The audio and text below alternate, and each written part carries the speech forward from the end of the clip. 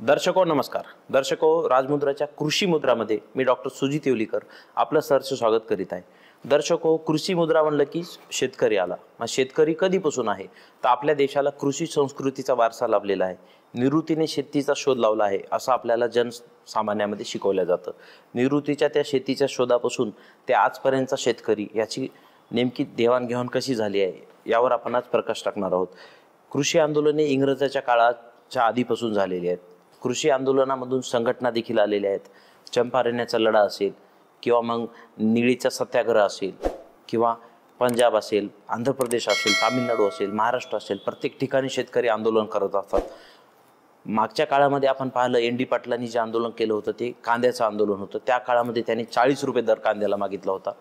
मग शरद जोशी असतील, त्यानंतर आलेले बरेच नेते असतील, त्यांनी देखील आंदोलन केलं. मग कधी कापसासाठी आंदोलन होताना दिसलं, कधी ऊसासाठी होतं, कधी दुधासाठी झालेलं आहे, तर कधी केंद्र शासनाच्या निर्यात धोरणाविरोधी आंदोलन झाले. मागे आपण 2020-21 मध्ये पाहिलं की एक आंदोलन झालं होतं. ते राजेश टिकेत यांच्या नेतृत्वाखाली झालं होतं आणि तिथं जवळपास आपला जो सिंधू बॉर्डर आहे दिल्लीचा, जो हरियाणा आणि पंजाबला जोडतो, त्या बॉर्डरवर लाखो शेतकरी आंदोलनाला बसले होते आणि तिथे दुर्दैवी 600 शेतकऱ्यांचा आंदोलन दरम्यान मृत्यू देखील झाला होता. त्यानंतर जी सरकारनं 3 काळे कायदे घेतले होते ते कायदे देखील सरकारला मागे घ्यायची नामुष्की आली. कुठलंही लोकसभेचं बिल पारित न करता ते 3 कायदे आणले होते. अर्थातच त्याच्यामध्ये व्यापाऱ्यांचा फायदा होता की काय अशी चर्चा देखील विश्लेषकांनी केली होती. आणि त्यानंतर मात्र सरकारला बिनशर्त ते कायदे मागे घ्यावे लागले आणि तिथे राजेश टिकेत आणि राकेश टिकेत या बंधूंच्या नेतृत्वामध्ये काम करणाऱ्या सगळ्या शेतकऱ्यांचा त्या काळामध्ये विजय झाला होता. शेतकरी आंदोलन हे चालतच होते, चालतच राहतात. आताही FRPची मागणी आपल्या महाराष्ट्रात चालू आहे, देशात चालू आहे. केंद्राने निर्यात धोरण बदलल्यामुळे सोयाबीन भरपूर बाहेरून आलेलं आहे. त्यामुळे महाराष्ट्रातील शेतकऱ्यांना पाहिजे तसा भाव मिळत नाही. त्यामुळे शेतकऱ्यांनी आंदोलन करताना आपलं दिसतं. मागच्याच लोकसभेमध्ये आपण पाहिलं की नाशिकमध्ये गळ्यामध्ये कांद्याचा हार घालून शेतकरी मतदानाला गेला होता. मग नाशिकचे दोन्ही मतदारसंघामध्ये आपल्याला कांदा डोळ्यातून पाणी आणताना दिसलं आणि सरकारच्या तिथल्या दोन्ही सीट पडलेल्या आपल्याला दिसलं आहे. असे अनेक मोर्चे आंदोलने कृषीमधून आपल्याला दिसतात आणि शेतकरी ज्या पद्धतीनं आपल्याला मांडता येईल सरकारसमोर भूमिका त्या देखील मांडतात. आंदोलन एकीकडे चालू आहेत परंतु दुसरीकडे शेतकऱ्यांच्या आत्महत्या मात्र थांबायला तयार नाहीत. 2004 ते 2014 मध्ये जवळपास 65,000 शेतकऱ्यांनी आपला जीव गमावला होता, जीव संपवला होता. तर 2014 ते 2024 या 10 वर्षामध्ये जवळपास 1,12,000 शेतकऱ्यांनी आपला जीव गमावला आहे. जर 10 वर्षामध्ये 1.25 लाख शेतकरी किंवा शेतीशी निगडीत माणसं जर आपला जीव देत असतील तर भीषण वास्तव आहे. त्यासाठीच आज आपण चर्चा करण्यासाठी आपल्या स्टुडिओमध्ये सचिन शेठ कासलीवाल यांना बोलवलं आहे. ते किसान जन आंदोलनाचे संस्थापक आहेत. ते नांदेडचे भूमिपुत्र आहेत. लहान या गावचे ते भूमिपुत्र असून आज त्यांचं वय 40 असताना ते एक मोठे उद्योगपती आहेत आणि कृषीसाठी त्यांनी स्वतःला झोकून घेतलेलं आहे. काय आंदोलन त्यांनी चालू केलं आहे, त्याच्या मागे काय आहे, यावर आपण सविस्तर त्यांच्याशी चर्चा करणार आहोत. आमच्या स्टुडिओमध्ये आपलं स्वागत आहे. नमस्कार. नमस्कार. सचिन शेठ, आपने जो आंदोलन शुरू किया है वो शुरू करने के लिए क्या कंसेप्ट है आपका? उसमें ये कंसेप्ट है कि जो शेतकरी के साथ में लूट हो रही है वो कोई रोक रहा नहीं है या कोई देख रहा नहीं था. लिंकिंग, फर्टिलायझर में लिंकिंग, मराठीमध्ये सांगतो, खतामध्ये लिंकिंग, बियाण्यामध्ये लिंकिंग, म्हणजे असं झालं होतं. अशी व्यवस्था झालेली आहे गव्हर्नमेंटची किंवा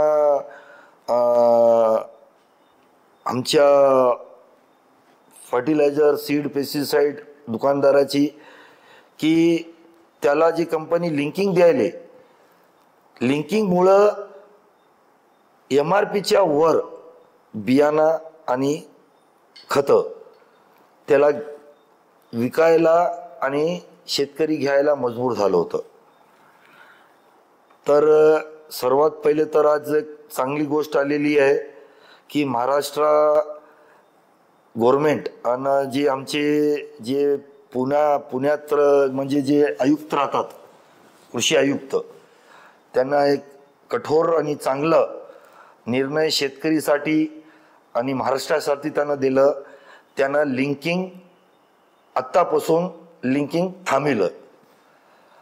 मी महाराष्ट्र शासनाला, महाराष्ट्र कृषी आयुक्तला पुणे त्यांचा धन्यवाद करतो की ते शेतकरीसाठी खरोखर लई चांगलं निर्णय घेतलं. आता शेतकरीला MRPच्या आत खत आणि बियाणं आता भेटतील.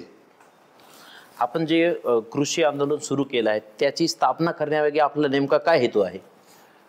हेतू हे आहे की मला याच्यामध्ये 40 वर्ष झालेले आहे. म्हणजे याच्यातलं मला सर्व काही घोटाळे माहीत आहे. महत्वाची गोष्ट. आणि याच्यामध्ये काय राहते की सगळे लोक जे मल्टीनॅशनल कंपन्या असतात किंवा गव्हर्नमेंटचे जे कंपन्या असतात, हे सर्व लोक काही बघत नाही की शेतकरीला काय व्हायले, शेतकरीसाठी आपण काय करायला, शेतकरीला काय भेटायले, शेतकरी किती उत्पादक काढायले आणि किती खर्च करायले. अशी व्यवस्था आहे. उत्पादक कमी, खर्च जास्त. देशची अशी व्यवस्था झालेली आहे की थोडं थोडं करून शेतकरी शेत विकत चालले. आणि एरिया बघा, नांदेड असेल कोणतंही असेल, किती लहान होता. एक एक शेती विकून विकून विकून विकून किती मोठं झालं. असंच चालत गेलं तर मला वाटत नाही भारत एकच होणार. जागा राहणार नाही, शेती राहणार नाही, खायला काही भेटणार नाही. आपण जे आंदोलन सुरू केलं आहे ते स्थापना करण्यामागे आपलं काय उद्दिष्ट आहे? मला असं वाटलं की संघटन तयार करून शेतकऱ्याची किंवा ज्याच्यावर कामगार असाव कोणी असाव, ज्यांच्यावर जे अन्याय व्हायले, अत्याचार व्हायले, त्यांना न्याय भेटत नाही, तर एक कागद जे राहते, संघटनाचं कागद जे राहते त्याच्यामध्ये लई ताकद राहते. आणि सुरुवाती याच्यासाठीच केलो की काहीतरी देशासाठी, शेतकरीसाठी आणि अन्यायाच्या विरोधात लढून न्याय भेटून द्यावा म्हणून हे संघटना तयार केलं. महाराष्ट्रामध्ये अनेक शेतकरी संघटना आहेत.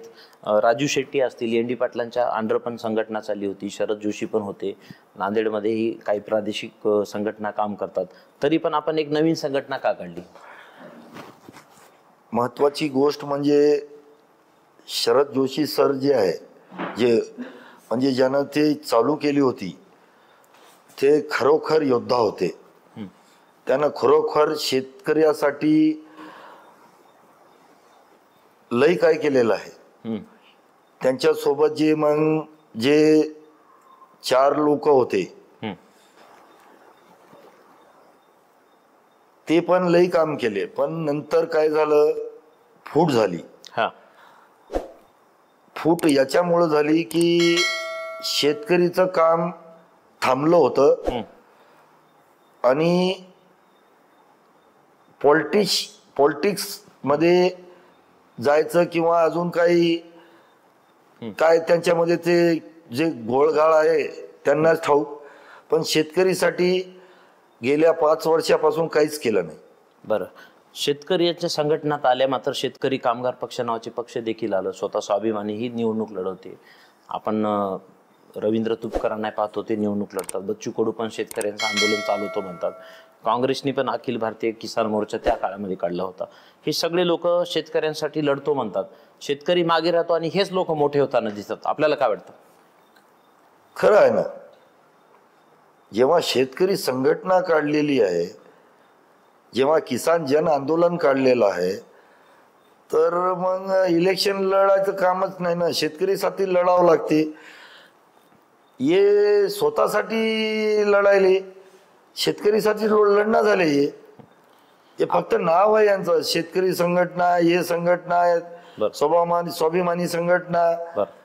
मला काही वाटत नाही की शेतकरी सोबत काय पण ते करून दाखवायले किंवा काहीतरी त्यांना न्याय भेटून दिलं, गेल्या 5 वर्षापासून काय केलेलं आहे त्यांना दाखवून टाकाव, सिद्ध करून टाकाव, जे म्हणलं ते मी करायला तयार आहो. आताच आपण घोटाळ्याचं बोलला होता, तर नेमकं शेतकरी बी विकत घेतो, फवारणी विकत घेतो, खत विकत घेतो, शेतीचे अवजारं विकत घेतो, प्रत्येक ठिकाणी त्याला व्यापाऱ्याकडे जावं लागतं. आपण स्वतः व्यापारी आहात, आपलं कुटुंब अनेक वर्षापासून व्यापारात आहे, तर बळीराजाची नेमकी पिळवणूक कशी होते, त्यांना नेमकं कसं फसवलं जातं, खतामध्ये असेल, फवारणी असेल, त्याच्यावर आपण थोडासा खुलासा करावा. खतामध्ये कसं असते, महत्वाची गोष्ट की 70% तर कंपन्या माती टाकते त्याच्यात, काहीच नसते. अच्छा. तशी कंपन्याला लायसन्स आपले गव्हर्नमेंट देते. हे तुम्ही जबाबदारीने बोलताय तुम्ही? हो. बर. अजून खताचं किंवा MRPचं कायदा आहे 1995चा आणि 1997चा, MRP ऍक्ट आणि प्रोडक्शन ऍक्ट. गव्हर्नमेंटलाही माहित आहे, देशालाही माहित आहे, पण ते कुठं गेलं काय गेलं माहित नाही. इथं फसवणूक होते. बर. प्रोडक्शन, आता हे कप आहे, आता हे खताची बॅग आहे, हे खताची बॅग समजा 800 रुपयाला पडायली आणि खत कंपनी बाजारात देते 1800ला, आणि तेच बाजारमध्ये दुसरा विकते 2000ला, असं जात जात ते 2500 पर्यंत जाते. अच्छा. महत्वाची गोष्ट अजून एक, बियाणामध्ये MRP आहे 864 रुपये. हा. बियाण्यामध्ये कापूस या वर्षी 864 रुपयाची MRPची बॅग 1000 रुपये, 1500 रुपये, 2000 रुपये, 3000 रुपये पुरा भारतात विकलेली आहे. शेतकरीची फसवणूक केलेली आहे. याच्यावर कंट्रोल नाही शासनाचं? शासनाचा कंट्रोल नाही. म्हणजे MRP म्हणजे काय, त्याच्यामध्ये बनावटचा खर्च, प्रवास खर्च, डीलरचा खर्च, स्टॉकीचा खर्च सगळं लावून MRP असते, तरी पण त्याचा दाम दुप्पट घेतात. MRP कापसाची जे MRP आहे 864 रुपये MRP आहे. त्यांना ते खर्च जाऊन सगळे त्यांचे ऍडिशनल खर्चे जाऊन सगळं जाऊन त्यांना 312 रुपयाला पाकिट पडते. अच्छा. ओके. आणि ते विकतात 770 रुपयाला डिस्ट्रीब्युटरला. ओके. आणि ते डिस्ट्रीब्युटर आता केवढाला विकते काय विकते ते सगळ्याला सगळं माहित आहे. अच्छा. मग हे सगळं असताना एकीकडे शेतकरी अडचण येत आहे, कधी ओला दुष्काळ आहे, कधी कोरडा दुष्काळ आहे, मग याने एवढी रक्कम आणायची कुठून? कुठून नाही आणायची, एक एक एकर विकायची प्रत्येक वर्षी आणि आणायचं. याच्यावर शासनाचं कुठेही कंट्रोल नाही, कोणाचाच कंट्रोल नाही. मग इथं मोठे मोठे कृषी अधिकारी आहे, क्लास 1 क्लास 2 आहे, त्यांना लाखोच्या घरात पगार आहे, 7 वेतन आयोग आहे, त्यांना फिरण्यासाठी शासनानं ऑफिस आणि गाड्या दिल्यात, या लोकांकडे तक्रारी होत नाहीत का? तक्रारी होतात, सगळं होते, परंतु काय राहते, वरी जे लोक राहतात ना लई डेंजर राहतात. चांगले पण माणूस आहे शासनामध्ये, पण जे खराब लोक राहतात ते चांगल्या माणसाला चांगले काम करू देत नाही. अच्छा. महत्वाची गोष्ट अजून एक खास गोष्ट आहे की कृषी क्षेत्रामध्ये प्रत्येक गावात प्रत्येक याच्यामध्ये तालुक्यात अधिकारी राहते. हो. शेतकरी पशी जात नाही, त्याला जे सांगतात की आपण रासायनिक खत वापरा, शेणखत टाका, औषधी कमी घ्या, औषधी कमी वापरा, असं करा तसं करा. खरं म्हणजे काम हे शासनाचं आहे, पण शासन करत नाही. त्याच्यामुळं 2000 रुपयाला पहिले 8 वर्ष अगोदर 200 रुपये लिटरहून औषधी चालू राहत होती आणि 2000 रुपये लिटर आखरी रेट. बरोबर. आता अशी अवस्था झालेली आहे, 400-500 रुपयेहून लिटरहून औषधी चालू व्हायले आणि 1,00,000 रुपये लिटर मार्केटात भावामध्ये औषधी उपलब्ध आहे. मग हे जे रेट ठरवतात त्यामध्ये सरकारचं नियंत्रण नाही, नाही, ते त्यांच्या मनावर काही पण रेट हा, मनावर काय पण करा. हा. मनानं मग या दुटा- फवारणीमध्ये जसं कापूस आहे, हळद आहे, केळी आहे, आपल्या इकडं प्रत्येक पिकावर आपण फवारणी करतो, सोयाबीनवर पण करतो, हो. उडीद मुगावर पण करतो. हो. मराठवाड्यामध्ये जास्त करून हेच पीक आहेत. हो. तर ह्यांना किती त्याच्यामध्ये नफा कमवतात या फवारणीमध्ये नुसत्या? काय किती किती नफा असतो त्याच्यामध्ये? कसं म्हणजे कंपनीला की कोणाला? व्यापाऱ्याला? लय गंभीर प्रश्न आहे. नाही, आपल्याला सांगावं लागेल, कारण की हा. शेतकरी राजा पाहत आहे आणि त्यांची जी वाट मी सांगतो. मी पण किसान आहे, मला किसानची लई चिंता लागलेली आहे. 300 ते 400 पट कंपनी कमी पट. हो. फॉर एक्झाम्पल द्या, उदाहरण. एक्झाम्पल बघा, सोयाबीन फवारणी घ्या किंवा एक रेग्युलर जे ब्रँड विकले जातात नांदेडमध्ये. मला FMC चं कोराजिन म्हणून नाव आहे. बरं. हा. 150 ml ची बॉटल शेतकरी नेते 1600-1700 रुपयाला. 150 रुपयाची बॉटल, 150 ml ची. हा. ml. हा. FMC कंपनी मल्टीनॅशनल कंपनी आहे. तशीच दुसरी मल्टीनॅशनल कंपनी आहे बेस्ट ॲग्रो म्हणून. ओके. त्याच्याहून मोठी कंपनी आहे. त्या कंपनीचं बेस्ट ॲग्रोचं सिटीझन नावानं सेम घटक, same content, same result, multinational ते पण हे पण 450 रुपयाला 150 ml आहे. अच्छा. कोराजिन सारखं सिटीझन, हो. दोन्ही मल्टीनॅशनल. येस. एक आहे 1700ला, एक आहे 450 रुपयाला. Result same. एकदम सेम. एक पैशाचा फरक आलं तर मी 5 करोड रुपये देतो. किती पट लुटलं लावा? 4 चौक 16, 4 पट. 400 पट. 400 पट. हो. कसं करावं? याच्यावर नियंत्रण कसं काय होईना झाले? मग आता आपली जी संघटना आहे त्याच्या मार्फत आपण प्रबोधन करू शकता शेतकऱ्यांचं? हा, आम्ही करायले, चालू आहे आमचं. अच्छा. गावात चालले आम्ही आमचं मार्गदर्शन, आमचं हे जे सांगायचं आहे सगळं करायला. आणि ज्या फवारणी मशीन्स वगैरे येतात ते जास्तीत जास्त चायना मेड दिसतात. त्या काही महिने चालतात आणि पुढच्या सीझन मध्ये कामाला येत नाहीत. तिथे सरकारचं काही कंट्रोल नाही का? तिथं काही ब्रँडेड माल विकण्यासाठी काही धोरण नाही का शासनाचं? ब्रँडेड माल विकण्यामध्ये जे अनब्रँडेड राहतात ते पैसे जास्त देतात ना, लायसन्सला किंवा अजून सगळ्याला वाटप जे राहते. हो हो. सगळ्यालाच माहित आहे देशात वाटप जास्त राहते. तर जास्त करून तेच लोक विकतात. कारण की ब्रँडेड, अच्छा समजा एक मोटर आहे, मोठी कंपनीची मोटर भेटते समजा एक 40,000ला. हो. सबमर्सिबल. आणि अनब्रँडेड दुसरी येते 8,000 रुपयाला. शेतकऱ्याला कळत नाही, कोणाला कळत नाही. 8,000ला घेऊन पण ते 30,000ला विकायले. हो. बरोबर आहे की नाही? बघून घ्या बाजारात. आणि 40,000वाला तर 40,000 ते धरूनच असलेला असते. त्याला खर्चे राहतात म्हणतात, त्याला हे राहते, त्याला गव्हर्नमेंटला त्याला पण द्यावं लागते ना. मल्टीनॅशनल कंपनी आहे, त्याला पण सगळं आहे, कायदे आहे, कानून आहे, याला त्याला सगळं आहे, त्याला पण लायसन्स फीस आहे, सगळ्याला पैसे द्यावे लागते. देशामध्ये कोणालाही काम करायचं आहे तर पैसे द्यावे लागते, तर देशामध्ये काम करू शकते, नाहीतर करू शकत नाही. मग आता आपण कृषी चळवळीच्या माध्यमातून काम करत आहात. दररोज शेतकरी आत्महत्या सुरू आहेत.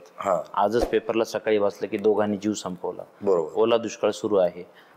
आणीबारी किती व्हायला पाहिजे? बऱ्याच मंडळामध्ये अतिवृष्टी झाली. आपल्याला काय म्हणायचं? ओला दुष्काळ असाव की सुका दुष्काळ असाव, दोघांमध्ये फक्त गव्हर्नमेंटचाच फायदा आहे. जिथं जे झालेलं असते 100% जे लोक राहतात ते 100% लोकांना भेटत नाही. बरं. कागदपत्र बनतात, सगळं बनते, पण जे खरं राहते त्याच्या जवळ पण जात नाही 90% जात नाही. आणि हे जे चालू आहे हे देव जे करायले की आपल्या भारतात नाही, भारतात जरा जास्तच आहे भ्रष्टाचार, लफडे. म्हणजे देवाची भीती कोणाला राहिली नाही, म्हणून हे वाहून चालले किंवा दुष्काळ होऊन जाते. हे लय दुर्दैवाची गोष्ट आहे. बरं, आताच कृषी मंत्र्यांनी सांगितलं की जिथं आपला अतिवृष्टी झाली तिथला आपण फोटो अपलोड करा आणि ऑनलाईन अपलोड करा. मग खेड्यामध्ये तर रेंजच नाही इंटरनेटला, शहरामध्ये तर नाहीच आहे, कधी कधी फोन येत नाही दिवसभर. तर मग शेतकऱ्यांनी त्या बांधावर जाऊन त्या डोंगरामध्ये जाऊन अपलोड कसं करायचं, आणि अपलोड चुकून नाही झालं 72 तासाच्या आत तर मग त्याच्या पीक विम्याचं काय? कारण पीक विम्यामध्ये पण विमा कंपन्या आहेत, शासनाने 1 रुपयात विमा काढला, परंतु विमा कंपन्या किती आपल्याला देतात रिटर्न? महत्वाची गोष्ट की अपलोड तर सोडा, एवढं पाऊस पडलेला आहे, एवढं ते परेशान आहे, ते 72 तासात ते त्याचा घराचं जे किंवा शेताचं जे त्याच्या डोळ्यावर पाणी, मुलं ते बघायला त्याला वेळ लागायले, नेट चालत नाही. आम्ही गावात जायला तर आम्हाला गावात जायला जागा नाही. आणि एवढं लिमिटेड तुम्ही 72 घंटे किंवा तुम्ही 6 दिवस देता, चांगली गोष्ट नाही. मात्र शासन दरबारी तहसीलदार आहे तालुक्या लेवलला, जिल्हाधिकारी जिल्हा लेवलला आहे. मग ह्यांनी जरी ड्रोन कॅमेऱ्यानी सर्वे केला, इथून एवढा एरिया जरी पाण्यात गेला म्हणून सर्वेक्षण केलं, तर प्रत्येक शेतकऱ्यांनी पुरावे का द्यावेत? शासनाचं असं दळबद्री धोरण काय, आपल्याला काय म्हणायचं? नाही, डोर कॅमेरे लावतात, नाही काही लावतात, शासनाला काही फरक पडत नाही, शासनाला काही चिंता नाही. शेतकरी मेला तरी काय त्यांना वाटत नाही. गोरगरीब माणसाच्या घरामध्ये पाणी गेलं तर त्याला काय, त्याची काही चिंता नाही, त्याच्या डोळ्यात काय पाणी येत नाही. फक्त जे पैसे येतात ते वेगवेगळे सेक्टरमध्ये वेगवेगळे लोकांना ते वाटून संपून टाकतात. 2-5% लोकांना पैसे भेटतात, बाकी काही नाही. मग शेतकऱ्यांची बाजू मांडण्यासाठी किसान मोर्चे आहेत, जन आंदोलन आहेत, शेतकरी संघटना आहेत, विरोधी पक्ष आहेत, विरोधात 1 नाही 2 नाही तब्बल 3 पक्ष आहेत, बाकीचेही छोटे मोठे पक्ष आहेत. हे सगळं असतानाही शेतकरी उपाशी कशामुळे? महत्वाची गोष्ट एक सांगतो तुम्हाला, इलेक्शन चालू झाले की कसंही करून कोणत्याही गावात पक्षाचे लोक जातात. आणि हे जे ओल्लं दुष्काळ आहे, तुम्ही बघत असाल की कोणतंही पक्ष चे तिथं लोक राहतात, गावात राहतात, प्रत्येक गावात राहतात, पण कोणीही त्याला फॉर्म भरून असं फॉर्म भर, मी फॉर्म भरून देतो, कोणी पण दाखवून टाकायचं. 1-2% केले असेल तर माहीत नाही, बाकी शासन पण जात नाही आणि राजतंत्र लोक पण जात नाही. त्यांना फक्त इलेक्शन जेव्हा राहतात, कसं तरी दारू पाजवायचं, 1000-500 रुपये वोटाला द्यायचं आणि जिंकून आणायचं. आश्वासन आश्वासन आश्वासन. शेतकरी मळो, कामगार भेटू की नको भेटू, कामगार रस्त्यावर बसाव, काहीच नाही. सगळं भ्रष्टाचार भ्रष्टाचार आणि भ्रष्टाचार आहे. बरं, मागच्या 10 वर्षामध्ये किंवा मागच्या 20 वर्षामध्ये कृषी आत्महत्या वाढलेल्या आहेत. एकीकडे कृषी तंत्रज्ञान नवीन आले, यांत्रिक शेती आलेली आहे, तरी पण आत्महत्या थांबायला तयार नाहीत. आपल्याला काय वाटतं? महत्वाची गोष्ट, एवढं काही शेती आपण चेंज करू शकतात, त्याच्यामध्ये उत्पादक खर्चाहून 10 पट जास्त काढू शकतात, पण तिथं जाऊन जागरूकता जी आणायची राहते, शासनाची राहते किंवा तिथलचे जे भागाचे जे अधिकारी राहतात त्याची राहते किंवा जे तिथलचे जे लीडर राहतात त्यांची राहते, पण ते कोणीही करत नाही. आणि शेतकरीला तेवढं काही, सगळे शेतकरी 100% तरी पण 5-1% देशातले शेतकरी जागरूक झालेले आहे आणि ते जबरदस्त शेती करतात, जबरदस्त पैसे कमवितात आणि ते सांगतात पण त्याला पालन जे करायचं राहते ते कोणी करत नाही. बरं, केंद्र आणि राज्य शासनाच्या वेगवेगळ्या योजना शेतकऱ्यांसाठी येतात, त्या त्यांच्यापर्यंत पोहोचतात का? 5% पण पोचत नाही. संस्था राहते 1922 संस्था महाराष्ट्रामध्ये आहे आणि आंबेगाव म्हणून आंबेगाव आहे पुण्यामध्ये.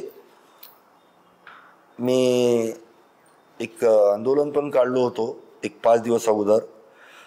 एक संस्था आहे, 15 लोकायला 5 करोड रुपये दिले, 15 शेतकरीला 5 करोड 2023 मध्ये, 2022 मध्ये कोरोनामध्ये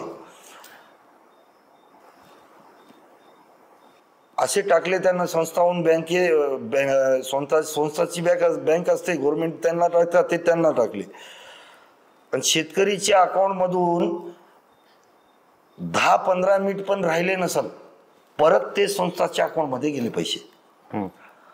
आणि आता त्यानं काय केले की तुम्ही कर्ज दिले नाही, तुम्ही कर्जाचे पैसे दिले नाही आणि तुम्ही व्याज दिलं नाही, हे ते सगळं टाकून त्याची जमीनची हर्रासी केली.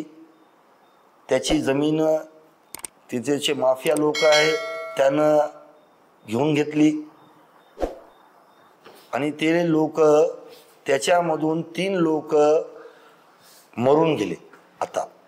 आणि 3 लोक 13 दिवसापासून अनशन उपासात बसलेले आहे आंबेगावात. 13-14वा दिवस आहे आज.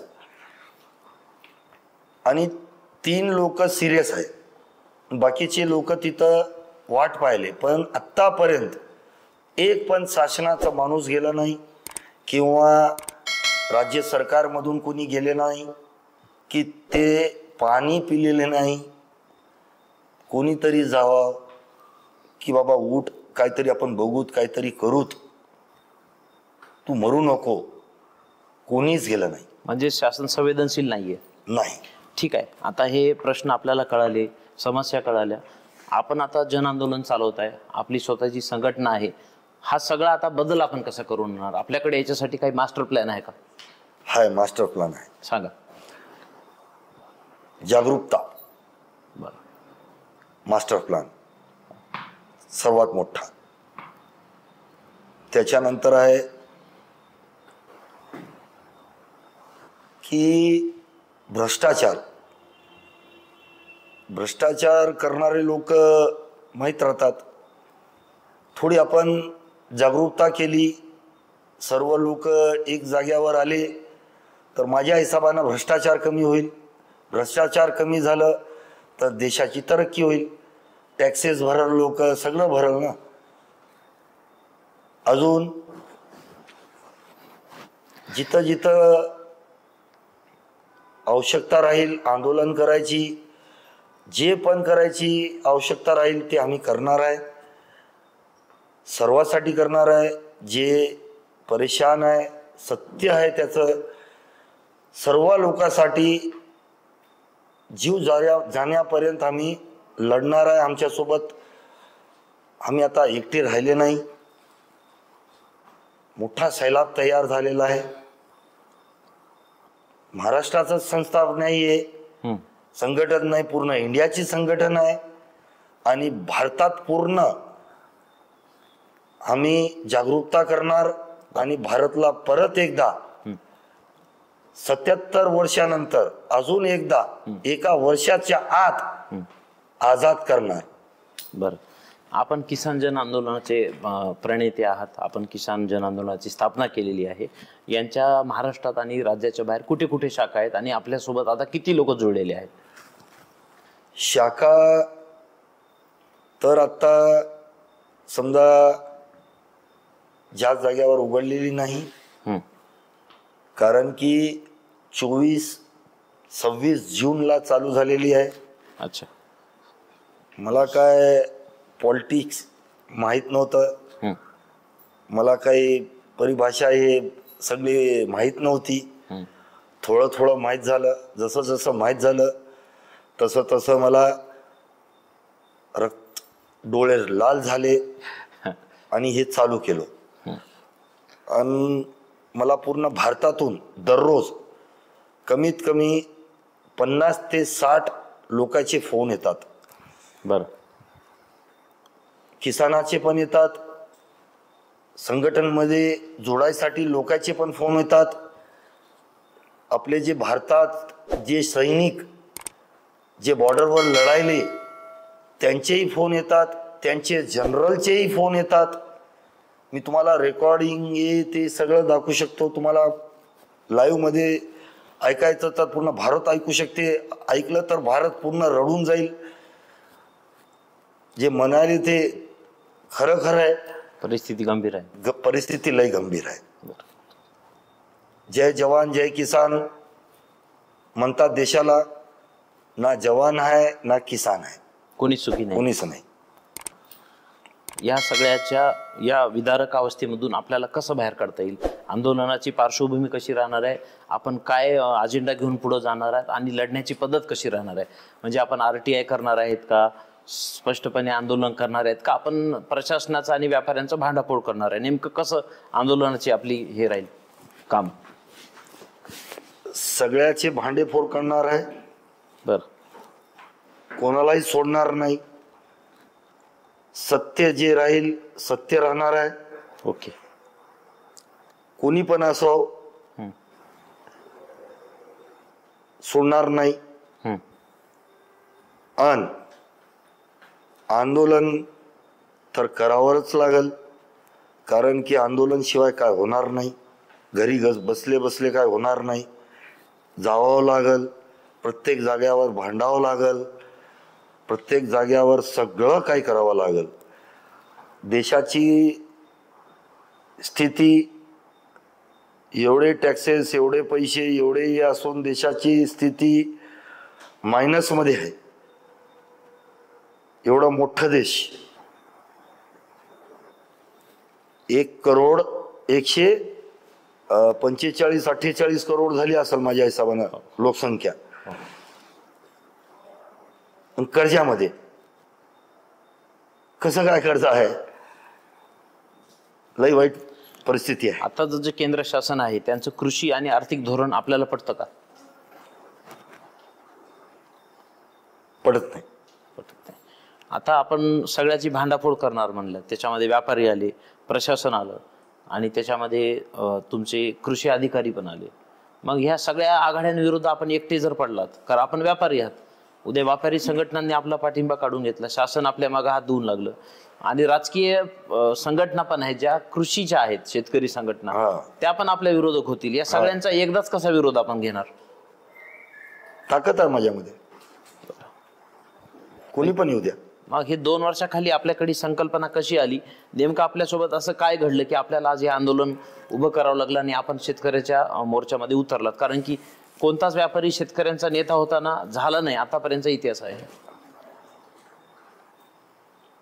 काय राहते, एक गोष्ट म्हणतो,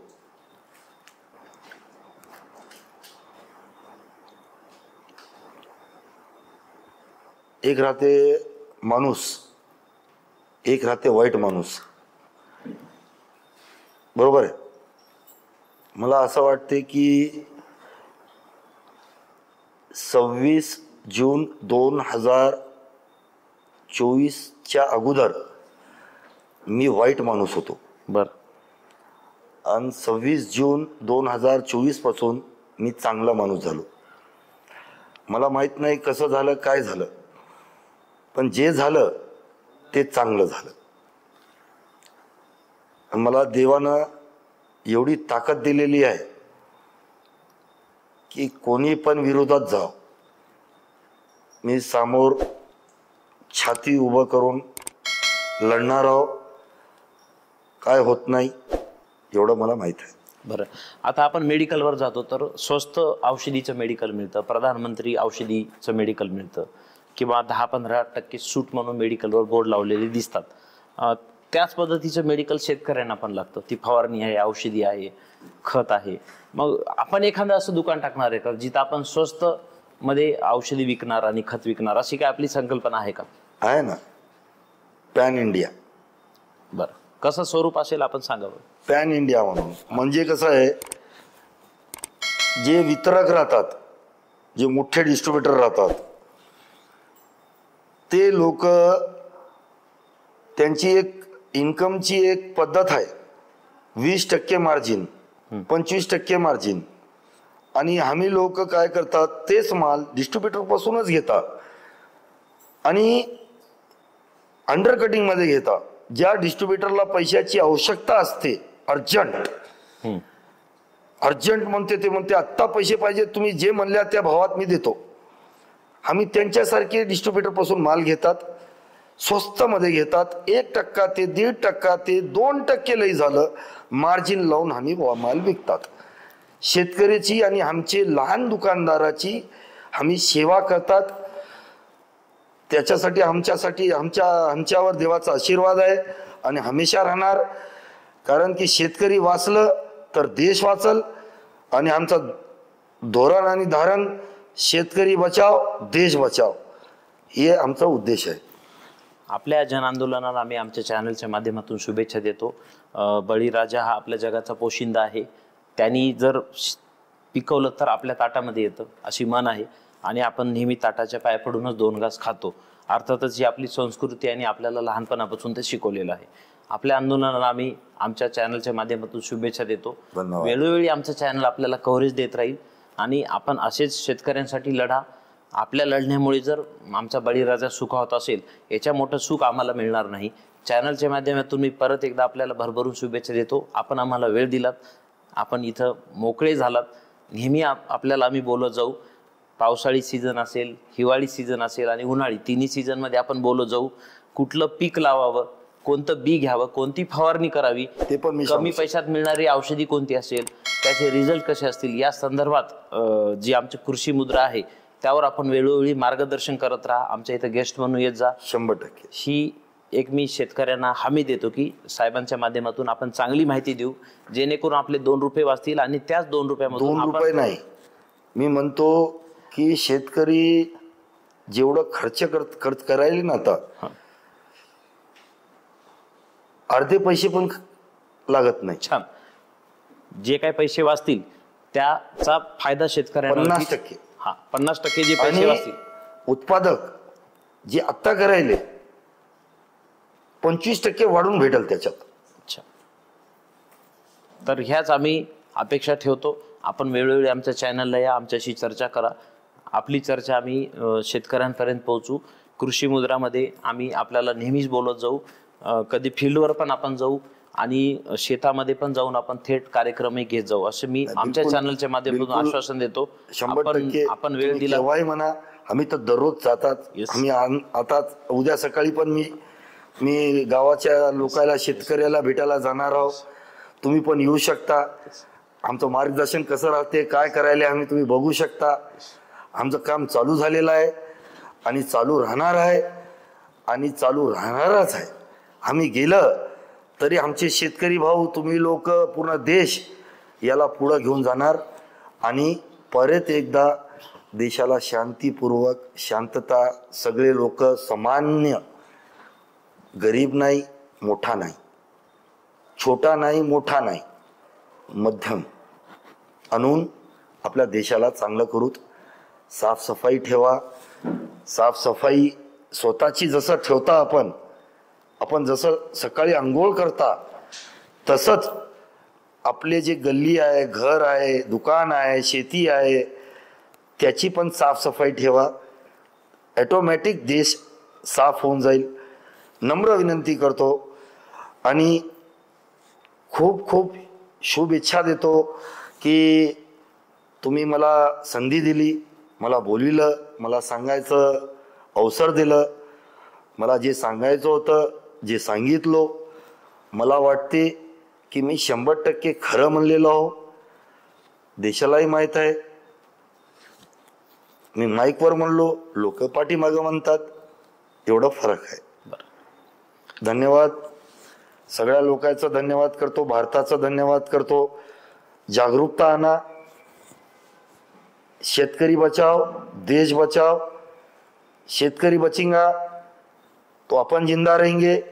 अपन खाएंगे, पीएंगे, सोएंगे, बैठेंगे, उठेंगे, घूमेंगे, फिरेंगे. शेतकरी नहीं रहेगा तो कोई भी नहीं रहेगा, इंसान भी नहीं रहेगा, जग भी नहीं रहेगा. Thank you very much. आपण आमच्या स्टुडिओत आलात. आमच्याशी कृषी क्षेत्रातील भ्रष्टाचार असेल, चुका असतील, सगळ्यांवर पोलखोल आपण केलीत. मोठी चर्चा, गहन चर्चा केली. आम्ही अत्यंत आपले आभारी आहोत. आपण आम्हाला वेळ दिलात, आमच्या स्टुडिओमध्ये येऊन सगळ्या गोष्टी सांगितल्यात. इथेच मी आपली रजा घेतो. दर्शको, ही मुलाखत कशी वाटली जरूर कळवा. आपल्या जर काही समस्या असतील तर जरूर कळवा. पुढच्या सीझनमध्ये कोणतं पीक घ्यायचं, कोणतं खत घ्यायचं, कोणतं फवारणी करायचं हे देखील आपण सचिन कासलीवाल साहेबांकडून जाणून घेणार आहोत. इथेच मी आपली रजा घेतो. सर, आपण वेळ दिला, धन्यवाद. Thank you very much. सर, दर्शको, हे होते किसान जन आंदोलनाचे सचिन कासलीवाल साहेब. यांच्याशी आपण आता चर्चा केली. इथेच मी आपली रजा घेतो. कुठेही जाऊ नका. पाहत राहा फक्त आणि फक्त राजमुद्रा न्यूज लाईव्ह. धन्यवाद.